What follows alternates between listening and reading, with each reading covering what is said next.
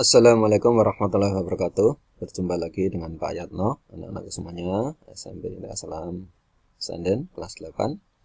Kita masih pada pembahasan pokok bahasan yang ketiga mengenai memaknai peraturan perundang-undangan bersama Pak Yatno.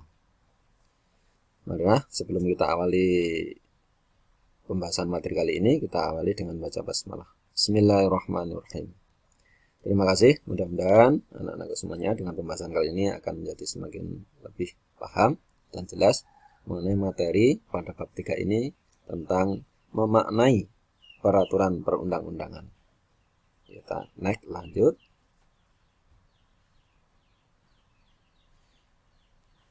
Tentang tata urutan peraturan perundang-undangan nasional negara kita ya. Ini tercantum di dalam tab MPR nomor 20 garis miring MPRS garis miring 1966. Jadi tertuang tata urutan perundang-undangan nasional tertuang dalam tab MPR nomor 20 MPRS tahun 66. Urutannya yang pertama yaitu Undang-Undang Dasar Negara Republik Indonesia tahun 1945. Yang kedua di bawahnya adalah ketetapan MPR atau tab MPR. Sedang urutan ketiga di bawah tab MPR ini adalah undang-undang atau di bawah tab. Kemudian di bawahnya lagi urutannya yang keempat adalah Perpu, peraturan pengganti undang-undang. Kemudian yang kelima adalah PP atau peraturan pemerintah. Sedang urutan yang keenam di bawah PP adalah Kepres, keputusan presiden yang mengeluarkan dari presiden, Kepres. Kemudian di bawah Kepres ada yang ketujuh urutannya adalah peraturan-peraturan pelaksanaan lainnya. Itulah urutan peraturan perundang-undangan di negara kita. Ya. Lanjut ke setelah itu ada perubahan susunan perundang-undangan setelah tahun 2000, yaitu pada tercantum pada tab MPR nomor 3 garis miring MPR garis miring 2000. Jadi pada tahun 2000 MPR memutuskan tab yang tertuang dalam tab MPR nomor 3. Ini tentang perubahan susunan perundang-undangan di negara kita. Urutannya yang pertama adalah Undang-Undang Dasar Negara Republik Indonesia tahun 1945, enggak ada perubahan. Kemudian yang kedua, ketetapan Majelis Permusyawaratan Rakyat Indonesia atau TAP MPR. Yang ketiga, undang-undang. Kemudian yang keempat, Perpu, peraturan pemerintah pengganti undang-undang.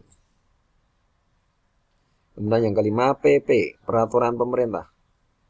Kemudian yang keenam, Kepres itu, keputusan presiden. Kemudian yang ketujuh adalah Perda, peraturan daerah.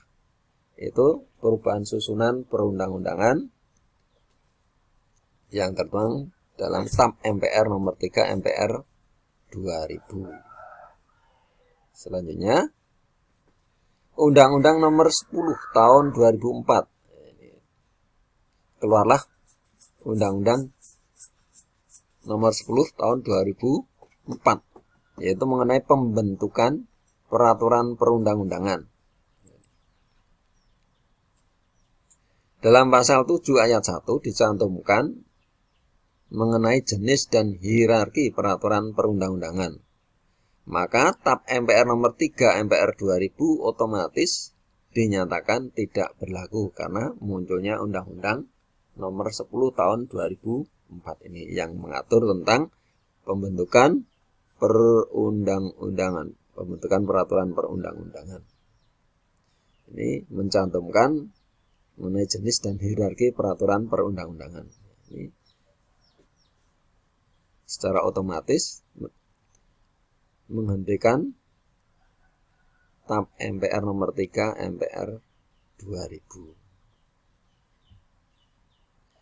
Kemudian rumusan pasal 7 ayat 1 dari Undang-Undang nomor 10 tahun 2004 ini terdiri atas 1.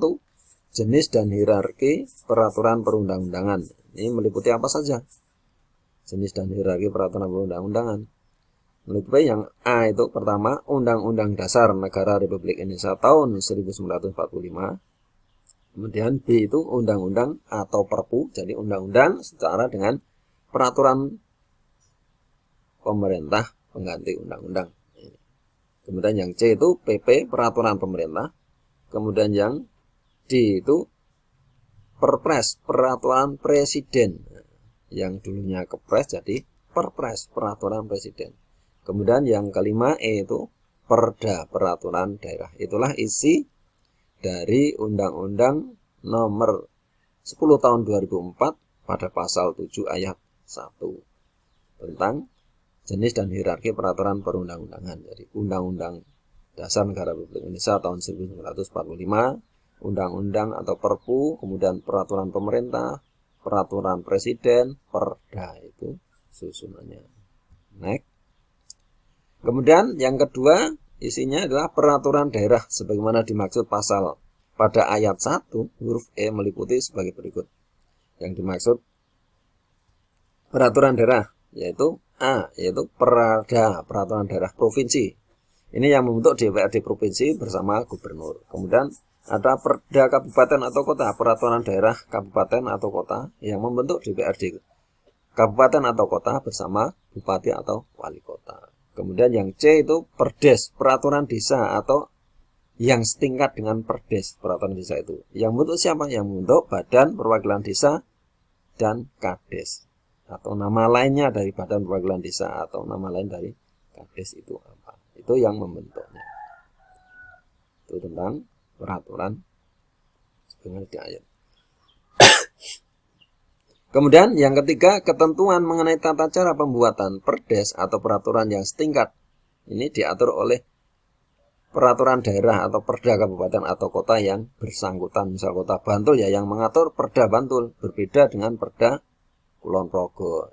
Akan menyesuaikan dengan daerah yang bersangkutan.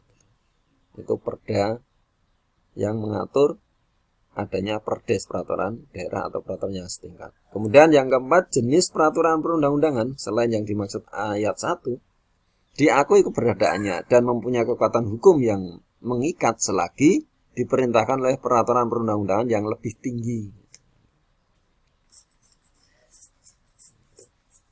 Kemudian yang kelima, itu kekuatan hukum peraturan perundang-undangan adalah sesuai dengan hierarki sebagaimana dimaksud pada ayat 1. Jadi secara otomatis kalau ada peraturan yang lebih rendah, ada peraturan yang lebih tinggi mengaturnya, maka otomatis yang lebih rendah tidak berlaku. Yang berlaku adalah peraturan yang hierarkinya lebih tinggi, kekuatannya lebih tinggi. Itu pembahasan untuk kali ini. Mudah-mudahan anak-anak semuanya jadi paham. Ada kurang lebihnya mohon maaf. Semoga kalian semakin paham dengan pembahasan yang Pak Yano sampaikan. Ya. Terima kasih. Wassalamualaikum warahmatullahi wabarakatuh.